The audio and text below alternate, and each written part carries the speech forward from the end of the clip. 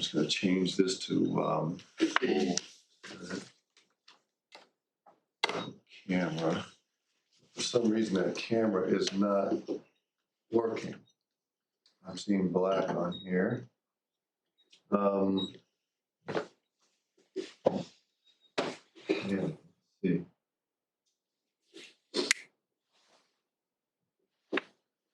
Let's see if this fixes it. Huh.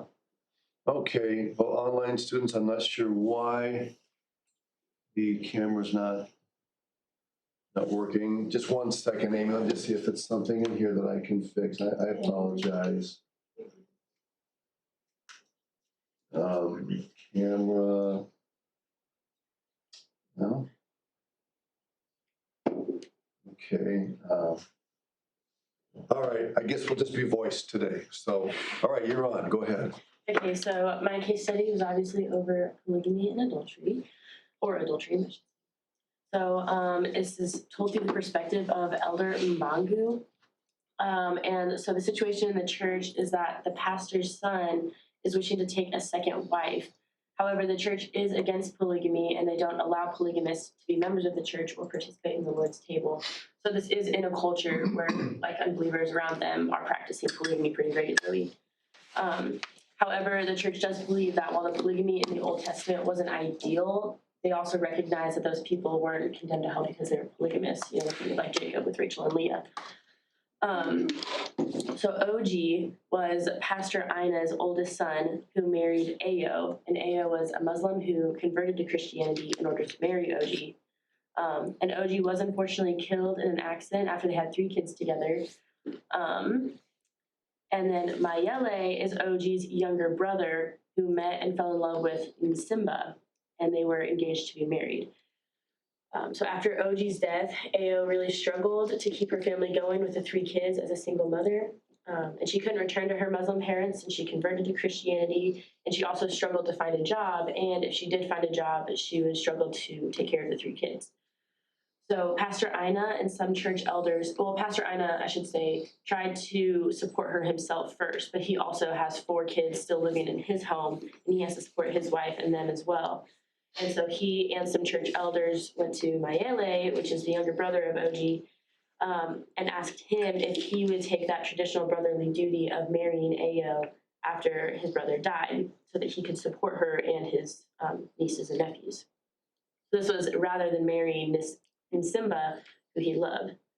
And this was often how that tribe and that culture cared for orphans and widows even after the church. This was their normal practice. So after some thinking and deliberation, Mayele and Ayo were married. So he did go to Nsimba and bring this to her, and they decided that, well, and Nsimba said, you can do whatever you think was right, and Mayele decided this was the right thing, even though he still loved Nsimba. So they had 2 kids together, giving them a family of 5 kids, I should say. And then, however, as time went on, Mayele did begin to grow discontent with the marriage, and he really struggled to provide for 5 kids and a wife. He really had a desire for more education, but that wasn't really a possibility when he was taking care of his family. And he was also struggling because he had only had daughters so far, and so he didn't have an heir, which was also we see it in the Bible that the brothers, if your brother takes your wife, you're supposed to give an heir. Or if you can, I guess you're not really in control of that. But so when Nsimba heard of the discontentment, and she heard of just the struggling that was going on, she started visiting Mayele, and they were often reminded of their past love and how they once promised to spend their lives together. And so while Mayele did feel wrong considering taking Nsimba as another wife, after talking with some friends and I don't know if they were believers or not, but they just said he talked to some friends who were in the tribe, and they encouraged him to just take Nsimba as another wife. And so he did feel it was wrong, and he felt guilty doing it, but he still did it. And then he sent Ayo back to the village. And then after Nsimba became pregnant, the church called a meeting to handle the issue. So Mayele said that he was pressured into the marriage with Ayo, and that his engagement to Nsimba should have counted as a native marriage, because people in the tribe would have seen that as a marriage, and not just an engagement like the church saw it as. And he did say he would continue to support Ao and wanted to be considered a polygamist. So he wasn't divorcing Ao, he just wanted to take another wife. However, others in the church saw his actions as adultery because Mayele and Nsimba never had a church wedding, and Mayele had sent Ao away without divorcing her. And they believe that Mayele should send Nsimba away and take back Ao. The church has no current policies concerning if a Christian becomes a polygamist. So the question is what should be done with this situation. While the church does believe that they wouldn't take a polygamist into their membership, and they believe that when someone is converted, they need to denounce polygamy, they haven't had a situation where someone who was a Christian has taken another wife and has become a polygamist after that. So that is the struggle with the situation. So there's Pastor Ina, who is the pastor of the church and the father of OG and Mayele. And so he tried to care for his daughter-in-law, and he tried to do his best, but he ultimately wasn't capable of doing that, and so he had his younger son take her in marriage. And then there's Mayele, who is the younger son of Pastor Ina, who married Ao after being asked to take up that responsibility of his older brother's wife. And then he also took Nsimba, and then Nsimba was engaged to Mayele, and she was unable to marry the man she loved.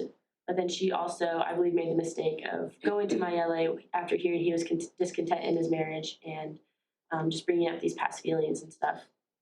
And then Ao, I just really feel for her throughout this whole situation. I feel like she's the ultimate victim through all of this. She lost her husband, and then she was married by his younger brother, and then he sent her away, and she can't go back to her family, and she's just trying to take care of these kids. So I really feel for Ao in this whole situation.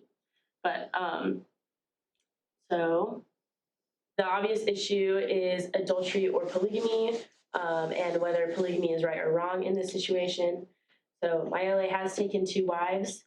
I don't like him and Mayele haven't had a church wedding though. So I don't know if the church necessarily recognizes Mayele as one of his wives, or I'm sorry, recognizes Nsimba as one of Mayele's wives. But he is attempting to take 2 wives.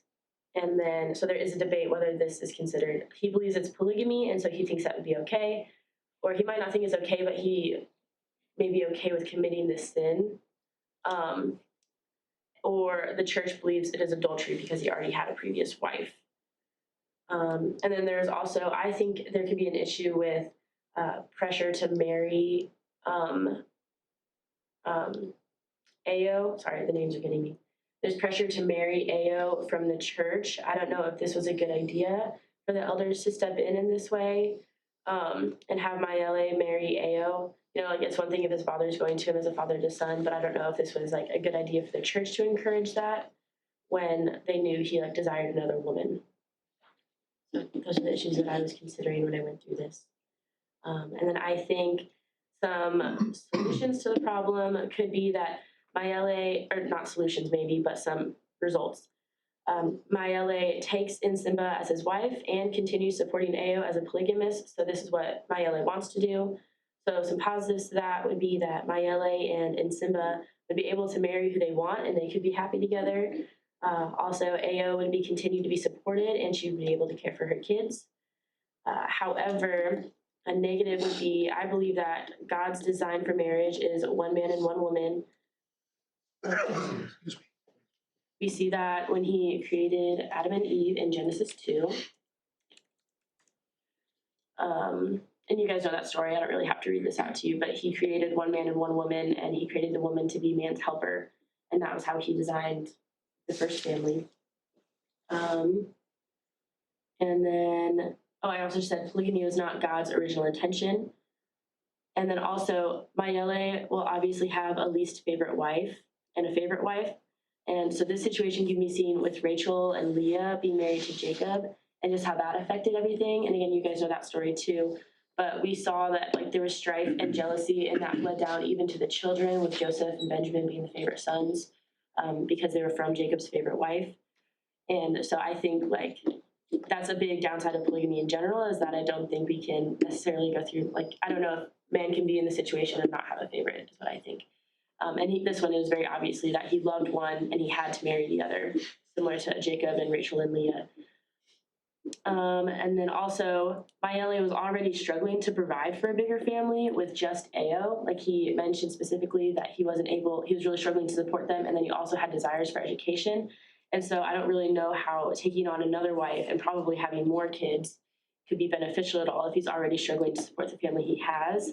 And he's like probably definitely not going to be able to get the more education or the further education that he desires. And then also, Mayele would be in violation of the church's doctrinal belief concerning polygamy. The church does have authority over Mayele. Down the reference, I just have to find it. Yeah, so like 1 Thessalonians 5.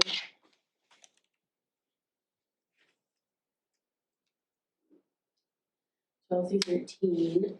So we ask you, brothers, to respect those who labor among you and are over you in the Lord and admonish you, and to esteem them very, very highly in love because of their work. Be at peace among yourselves. So just saying, like, those who are over you and that the Lord has placed over you, so like the church's authority, to respect those. And Mayele knows the wishes of the church's doctrine, and polygamy does not fit those.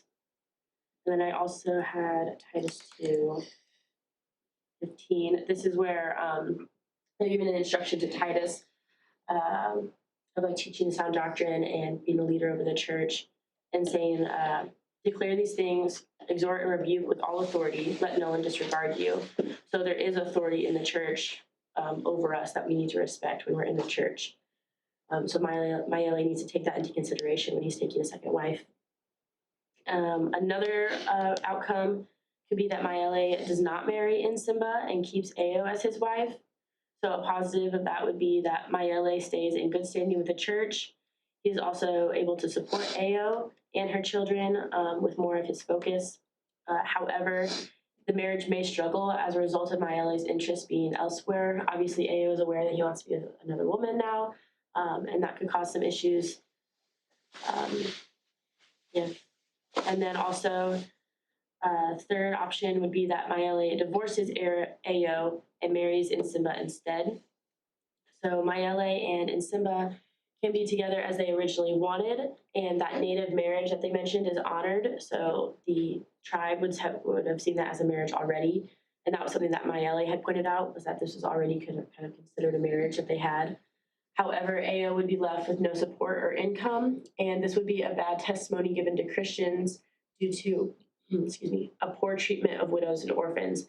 So it was also mentioned in the case study that the tribe was kind of like watching the church to see how they treated widows and orphans, and they were kind of critical of how they did that.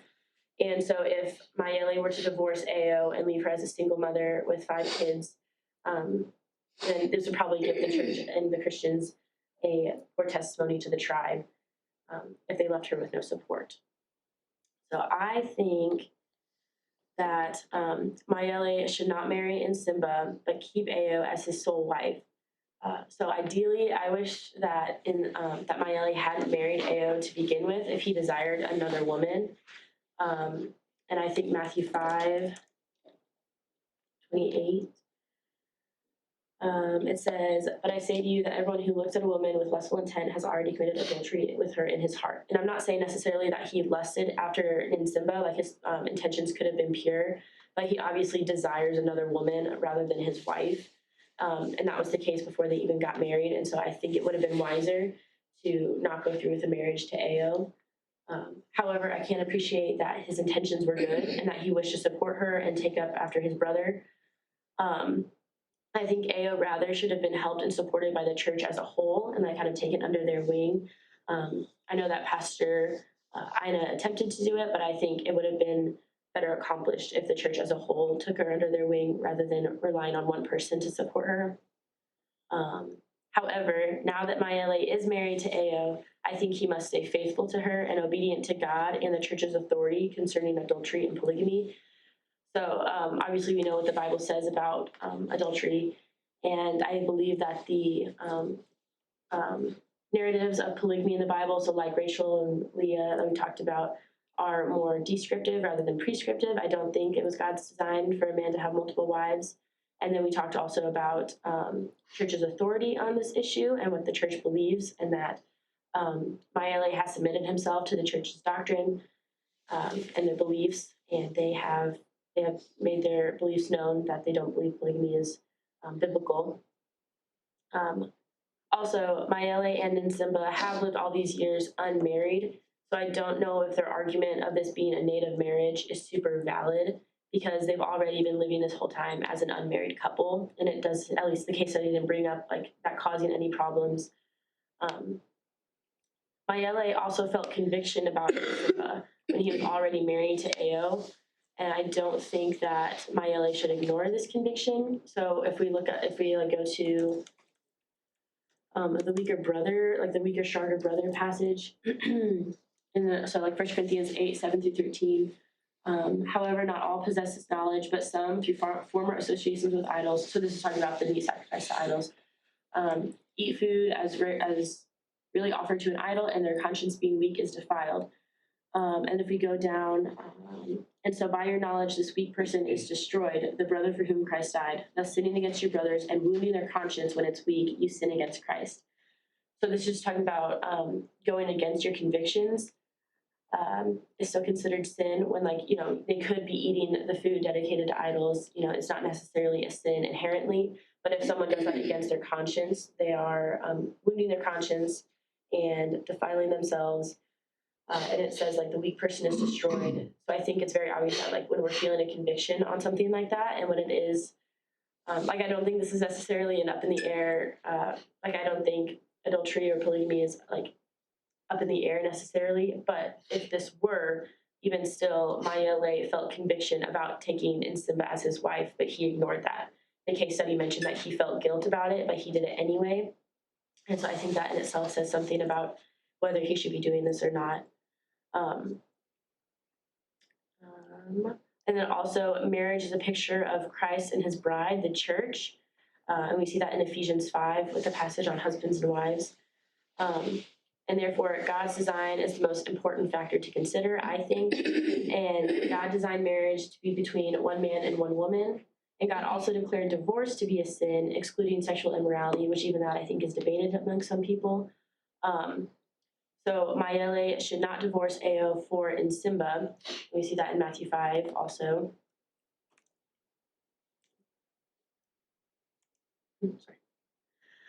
31 and 32. Whoever divorces his wife, let him give her a certificate of divorce. But I say to you that everyone who divorces his wife, except on the ground of sexual immorality, makes her commit adultery, and whoever marries a divorced woman commits adultery. So that's just obvious that divorce isn't in God's design. It isn't the ideal. So I don't think Mayele should divorce Ao for Nsimba, but Mayele should stay with Ao and stop the romantic contact he has with Nsimba. You picked an easy one. I did. As I was going through it, I was like, okay, this kind of makes sense to me. All right, let's talk about it. Are you guys able to follow? I mean, you read it. Okay, let's hear it. I think I do have the same thoughts as you did. Is like, they were kind of put in like a really weird spot where he was trying to go the right way, but then went the wrong way, and was kind of like, right. He should have not been in this situation in the first place, but he is, and so now he needs to go in the right direction. And so. What do you mean he shouldn't have been in the first place in this situation? So with him I would say with him kind of already being in this engagement with her, I think that's where kind of it should have been like yes, she needed help, but he was also already pursuing someone else. Like they were already going to go to be married, which means that relationship was kind of already started. And that with him getting married to another girl, that means that those feelings just didn't go away, even if she did. So like it kind of almost really, from what I could hear and what I read, is it kind of was almost like a weird doom from the start kind of thing. I mean, that's kind of how I was reading it, because like just kind of in that way. I don't really know how to explain it. It just, that's kind of where my thoughts were at. And I do think it's possible to like be intentional about your thoughts and your feelings, So like if he did, like I think it's possible for him to marry Ao and like be very intentional with his thoughts about Nsimba and just like turning from those, like, taking his thoughts captive and like focusing on loving Ao in a biblical manner. I think that's possible, but I just think it's really difficult for man. And so, yeah, like, it just wouldn't be an ideal, but I think ultimately that is Mayele's fault. You know, he could have taken more precaution. And they mentioned, like, Nsimba went to him, like, in his office. So, like, when he was alone and stuff like that, and he could have stopped that also, and he chose not to. So, yeah, that's just unfortunate. And I feel like maybe a possibility, instead of like marrying I can't remember their names. I didn't get it all confused. Yeah, I got it. The one who's like the widow now Yeah, or whatever. yeah. Instead of marrying her to like support her, like he could have, because he was her brother-in-law. That one, yeah. Like maybe like support her just like financially, yeah, or something like that. Like because he was already in love and like with this other girl. Like, is that right? Mm-hmm. Yeah. So like maybe that could have been like an option instead of like going in like supporting her by like marriage, just by supporting her by maybe just financially or like checking up on her, things like that, like as a brother would to a sister.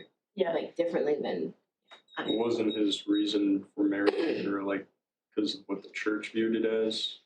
the elders did like apply pressure to that. I think it was mainly his father, but it did mention later on that like the church had it, like some elders had a say in like when and having him do that. I think also it had a big there was pressure, not necessarily pressure maybe, but it was like the cultural custom. So I think like it would have looked good for the tribe, like to the tribe, for Mayele to take Ao as his wife and like take up his sister-in-law in that way. And so I think like supporting him financially, that may have been a better, like, I don't know, that might have like smoothed things over for the tribe a little bit more to like still support her in a way. But I wonder, like, I was just also thinking, like, would it have been a bad testimony for Mayele to not take Ao as his wife? So it's kind of a levirate marriage sort of a thing that they're doing here, right? Yeah.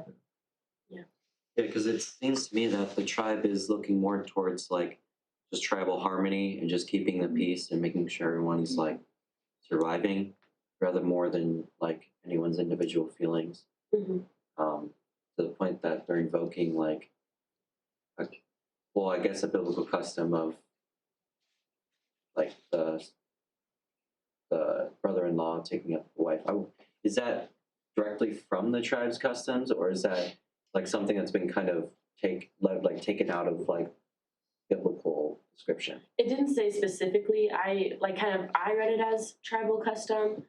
I should pull up the case study. I think I read it as tribal custom, but I don't think it said specifically. So it could be the church. And I don't think that we have to assume that levirate marriage originated in the Old Testament law. It's very possible that it was practiced among others as well, and that it was used in the law of God, you know, to achieve God's purposes, you know. But to say that it never existed outside of the law of Israel would be narrow. Yeah. I did think that their argument that they were basically considered married when they were engaged was interesting. And I kind of wish that the case study had expounded on what they meant by that. Because as we see, like in the Bible times with Joseph and Mary, that was a legitimate practice where they were engaged, where you were married. Yes. But you're still bound to each other. Yeah. So that's what I had thought about that. And but I liked your approach where they were saying, where you said they didn't mention any problems that arose with it. Yeah. But I agree with you. I wish they like expanded on that a little bit more, because I wondered like what the tribes thought of that, because that does seem to be like a big concern here. So I wonder if the tribe saw them as married. Yeah. Yeah, I thought about that too. That's a really good point. We know that marriage is an institution that was given to society, but the Bible doesn't stipulate how society A, B, or C conducts that. In other words, the idea of engagement does vary. What it means in one culture, it may not. In our culture, you can break an engagement and there are absolutely no moral consequence or ethical, you know, depending on what happens, but it's not considered, you know, breaking a marriage. Whereas in the case of Mary and Joseph, and a lot of those, even today in some of those cultures, engagement is as good as married, except you haven't consumed the marriage. But even in that case with Mary and Joseph, he was minded to put her away, to divorce her, and it would have been considered okay. In other words, it's not like a marriage, it hadn't gotten to that point yet, but there was a different degree in the seriousness of the engagement. Even with Mary and Joseph, in putting her away, he wanted to put her away quietly so as to not shame her. Right. And so even there, we see the more seriousness, where I would equate that more to divorce. I mean, I'm not an expert on biblical customs of marriage, but yes, and in this case, I would really have appreciated if they explained more of what the tribal customs and tribal views of that were. Definitely keep it vague enough to where it's Yeah. Yeah. Or they say this is an issue, but then they don't say why. Right. Or if it's even actually an issue. I really thought the detail was interesting when he talked about how he wanted to like get an education and like try to like have a career and like move forward with his life, but because of his marriage to AO, he can't do that because he has to support her and like what now they have 5 kids, and so I'm kind of confused on like I don't know if those two thoughts line up because he also wants to take the other woman as a wife, and it's like so you want to get an education, but you can barely support The family you already have. the family you already have, and you're taking on another wife who is very most likely going to have even more kids, and it's like, how are you going to handle like all of that? Yeah, I felt the same way too. Can I ask you a question of the group? For anybody to answer? Do you consider a second wife to be a wife? Or is it an adulterous relationship? What's your feeling on that? In other words, in the eyes of God, is there such a thing as bigamy or polygamy? Or are the second and third and fourth relationships adulterous? I think like going back to Rachel and Leah, I think like that they were both considered wives, and God blessed all 12. Like he was the 12 tribes of Jacob, and those came from all the wives.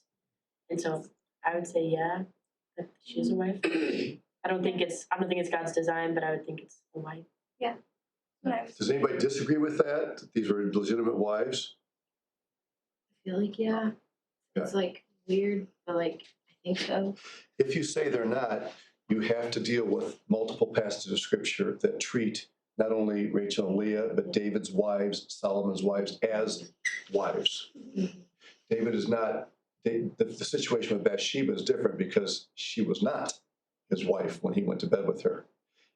And so I thought that was a fundamental question we need to make sure we're on the same page about. Good. I guess also too, you could bring up that Mayele and Simba had never had like a church wedding. They were just relying on as far as I know, as far as it mentioned, they were just relying on their native marriage as a marriage when she got pregnant. I have a quick question. Isn't there a passage in Proverbs that talks about how a king should only have only one wife? Isn't that in the law? Well, Yes, in the law. Yeah. in Deuteronomy, God warned kings about multiplying wives, but I don't remember a specific stipulation of only having one. He does warn kings of amassing wives and wealth and things like that, horses. But to say that it prohibits him from marrying more than one wife, I don't think that specific command is there. If you find it, let me know, but I don't think it's there. So if it's like permissible for them to have multiple wives, then how come in the New Testament, like it's kind of like you should only have one wife sort of thing? Let's talk about that. Where in the New Testament do you find that? I mean, Just out of the examples. Pardon? Just out of the examples, like we don't see someone with 2 wives in the New Testament. I don't think. Okay, that's an argument from silence. Yeah. Is there anything specifically said in the New Testament about having more than one wife? Well, like pastors are said to only have one wife, and I think deacons as well. Okay, those are the only 2 explicit prohibitions of marrying more than one woman. well, Pastors. Paul says that it's better for a man to be single. Yeah, but he's not really dealing with the polygamy issue there. And when then Jesus example of the woman whose husband dies and then she marries the next brother and then he dies and the next brother. I mean, that was like an example for something else, but like that she was only married like to one person At a time, right. till death, and then First. Do you think that polygamy existed in the first century? Yes. Absolutely. Absolutely. It was a huge deal in the Greek and Roman world. Right. Why do you suppose that the strict prohibition to have more than one wife is only stated with regard to pastors and deacons? because they're leaders and they want to, and they should have a good. They're setting the example, and since God created it just to be one man and one wife, one man and one woman, that's like the example that He wants. Okay.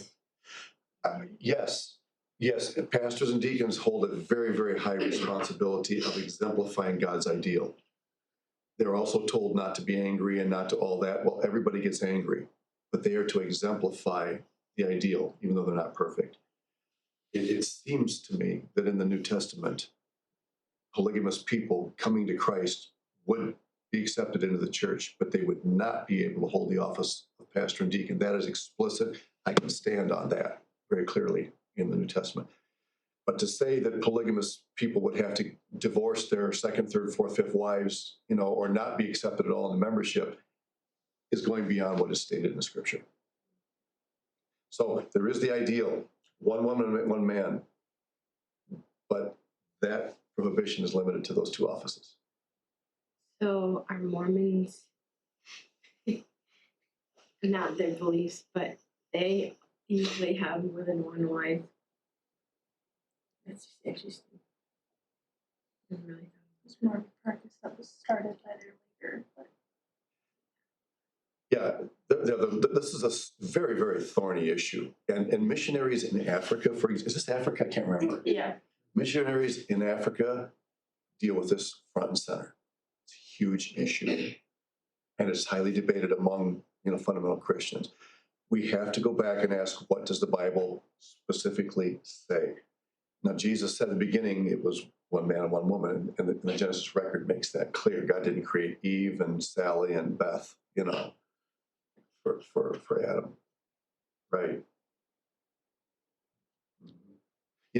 For us to sit here in our country and discuss this is quite different. If we were sitting in Africa and discussing this with college students in an African Bible college, we might find that the discussion would be quite different, because we grew up in a culture here in America that is monogamous.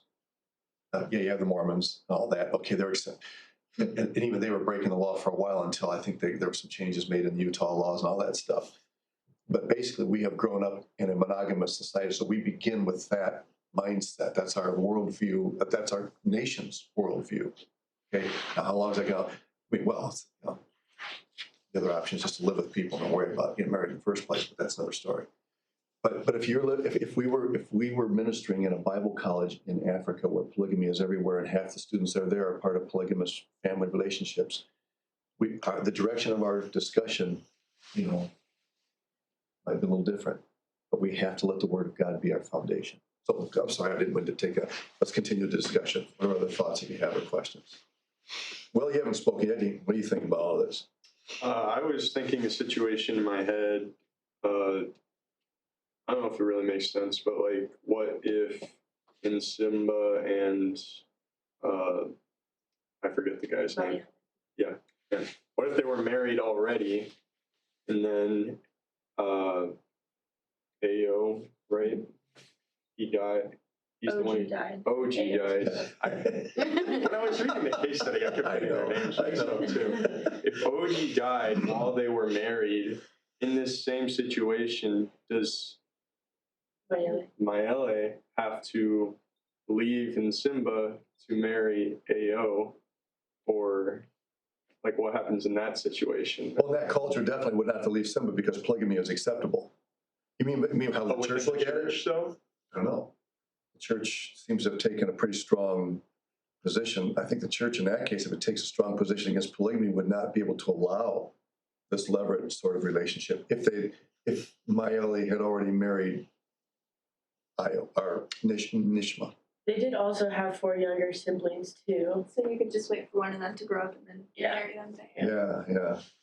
Well, that kind of begs the question, like, if a guy has like children with one woman without even being married to her, and he has children with another woman without being married to her, and he marries like the first woman, like, is it cruel to say that like he can't marry the second woman even though that he's had children with her and she's now like a single mother with children on her own? Oh, wait, now you're talking about a guy that commits adultery with 2 different women, has kids by them, they're never married?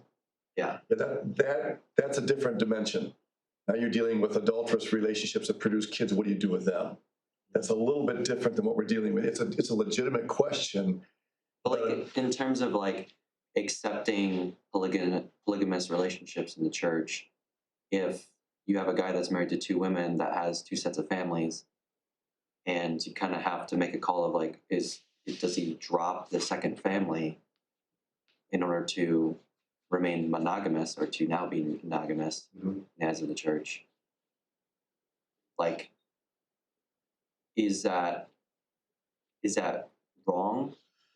Well, let me ask you this. You guys just agreed with me that both of those wives, in God's eyes, are considered legitimate wives, correct, Rachel, Leah?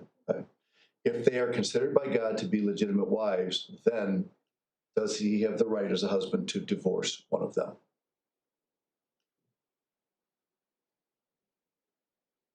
No, I don't think You got to be consistent with your position if you believe that both of them are, before God, legitimate wives. It just seems to me like whenever somebody in the biblical account had multiple wives, it ended up being like probably one of their greatest follies. Like literally because, I don't know if because or directly, but the events are is that David had multiple wives and concubines and all these women, and he was literally publicly shamed for it by his own son. Shamed for what? What was he shamed for? You talking about Absalom shaming him? For Yeah. what though? What was the shaming there? I think he lost it, like he had basically taken over. But is that because of having multiple wives? No, but the method that he used was his multiple wives. Like it seems like in every situation where you have multiple wives being used, there's just this great calamity involving like the children or the wives in some way. Yes. And what's God trying to show us from that? They shouldn't take more than one wife. Yeah, I don't think he's showing us by that it's illegal to have a second, and he won't accept the second one as a legitimate wife. But I think what he's trying to reinforce is the ideal that God created in the Garden of Eden, one man and woman, which Jesus reinforces later. You're right. Every time you read about a polygamous relationship in the Bible, something bad happens. That doesn't annul the polygamous marriages, but it does reinforce God's ideal established in the Garden of Eden. So it's more like we can't allow new polygamous relationships, but we have to work with the ones that already exist. So, okay, so here's a question to answer that. I'm going to ask you guys a question. Guy has 3 wives. He gets saved. His wives all profess Christ as Savior. They want to join the church. Should they be allowed to join the church? In this scenario, well, let me just ask you that, period. Let's say that you're a missionary and this happens in your field. Would you allow them to join the church? Yes. so. Yeah. They just can't be new. Correct. They can never be pastor deacons, right? And there are missionaries on the field today that are in a bind because they want to nationalize their churches, but in some cases there are no qualified young men to become pastors who are not polygamous in that generation. And they literally have to disciple guys to be monogamous and wait an entire generation before they can call a pastor of that church because of the explicit statement about polygamy of pastors' will. So what if you have a polygamous like family join the church, and then eventually they start to see that the polygamous relationship is wrong? How do they go about fixing that then? Like, because I think you live with the consequence. I think my exhortation as a pastor is not you divorce the other 2, because now you're committing another sin, a wrong to resolve another wrong. I think that you teach your people that when we enter into these relationships, we bear the consequences. But what are they going to do? They teach their children, look, mom and I, or your mom, this shouldn't have happened. The ideal is one man and one woman for the father and for the church to train those who are coming up. That's why I think sometimes it becomes a generational issue. You may not, because you live with consequences. If David had divorced all of his wives for the first one, if Solomon had divorced his 699 wives for the one, he would just compound his problem. So there are times, I think one of the things that teaches us in Scripture is that you live with certain consequences of decisions you make. You can even see that in monogamous marriage, where you might marry someone because of wrong reasons. You might be like, oh, wow, she's a very attractive lady. I'm going to marry her simply because she's attractive, and then she turns out to be an idiot.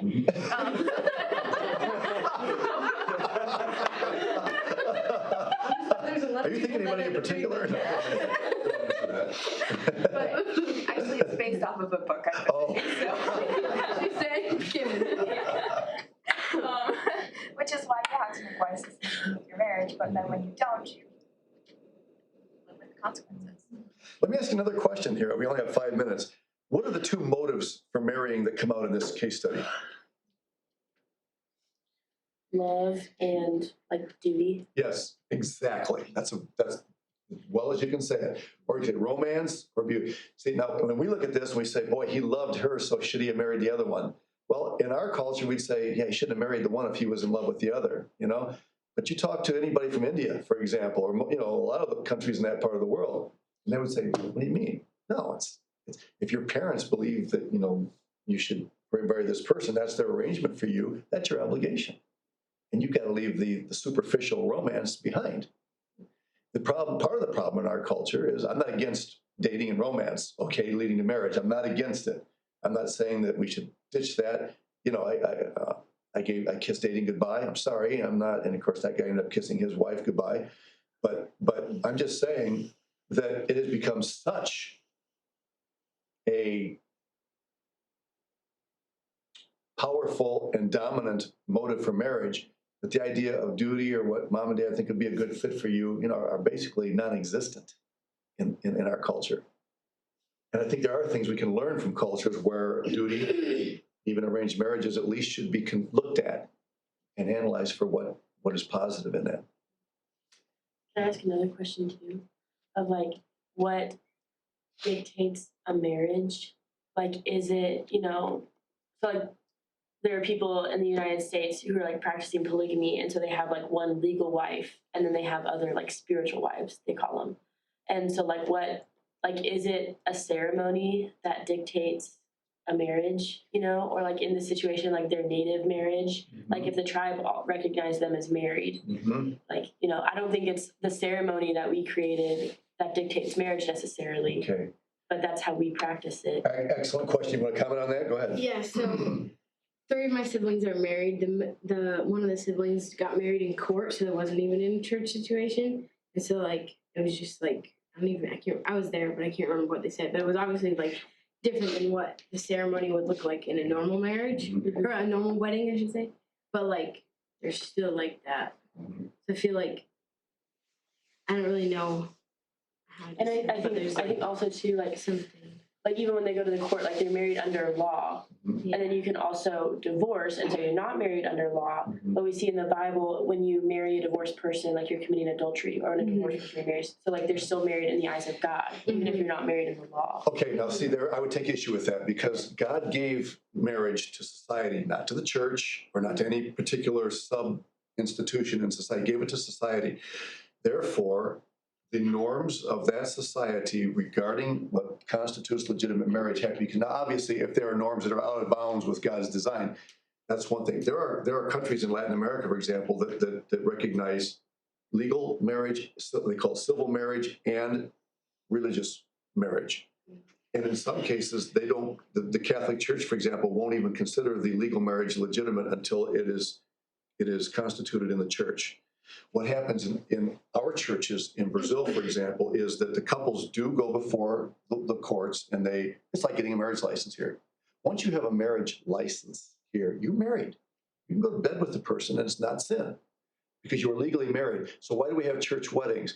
Most of the time, believers do church weddings and oftentimes even constitute sign the legal document at the wedding ceremony as a way of, as a means of testimony, as a way of honoring the church as the place where this marriage will be constituted and lived out through the vehicle of the church.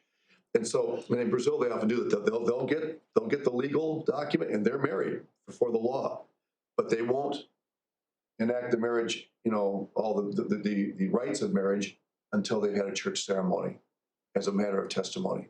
Yeah. Is that, obviously it's like different things, but like kind of like when you get saved, like you're saved and like you're a believer, you're a child of God. But then when you get baptized, it's kind of like that testimony. It's like showing everybody. Like it's not like the same, but it could be kind of like a. You're already a Christian. Yeah, I can see what you're trying to say. Yeah. And so yeah, it's thorny. But to say that legal marriage doesn't make it a marriage, unless it's way out, totally out of bounds of Scripture, God did leave it in the hands of society to what constituted Isaac marrying Rebekah. The Bible says he took her in his tent. Okay, the act of marriage constituted the marriage. Does that mean it has to be that way every time? You're not truly married until you go to bed together? Well, no. What if you can't? What for physical reasons you can't? Then what do you do? See, it's not that. There are societal implications that have to be considered. Very, very good. Time. Yeah, you did a great job of analyzing it. Thanks. Very, very good. Who's on for Tuesday of next week? Okay, Rachel, what's yours?